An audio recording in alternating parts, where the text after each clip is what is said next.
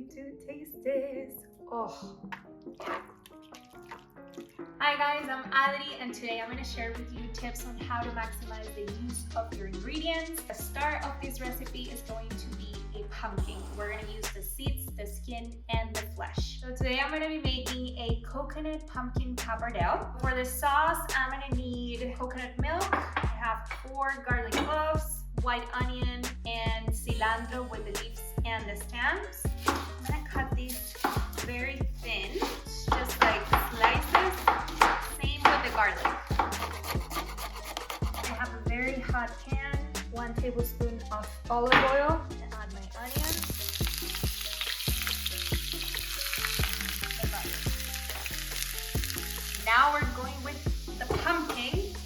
We're going to take all the seeds out. We're going to use them as a crumble for the pasta. We have the seeds, the skin, and I'm going to cut very thin slices.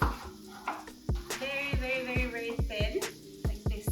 Onions and garlic are cooked, very soft. Coconut milk. I like to use the one that is on the thicker side. Cilantro, leaves and stems. So we're gonna blend it very well. So once I blend the sauce, I want to reduce it down for 20 minutes until it gets very thick. I'm going to add togarashi, a little bit of salt, a little bit of fresh pepper. Okay, these sauce have been reducing for about 10 minutes. I'm going to add the pumpkin, sliced pumpkin. So for the seed crumble, I have half a cup of sunflower seeds and half a cup of the pumpkin seeds. So what I'm going to do is I'm going to add a little bit of olive oil, salt, and toast them until they're golden brown. Seed crumble is ready, toasted, golden brown, beautiful. Kitchen towel to dry it out. And I did the same process with the pumpkin skin. Look at this crunchiness. Delicious. So I'm going to set these aside and we're going to go with the pasta. Sauce is ready and the pasta is ready as well. All the pasta in the pan.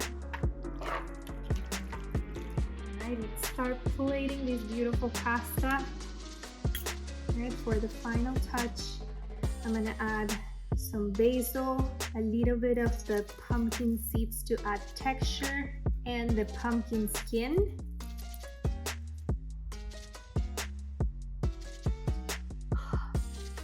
Wait to taste this. Oh. You need to make this. See you next time.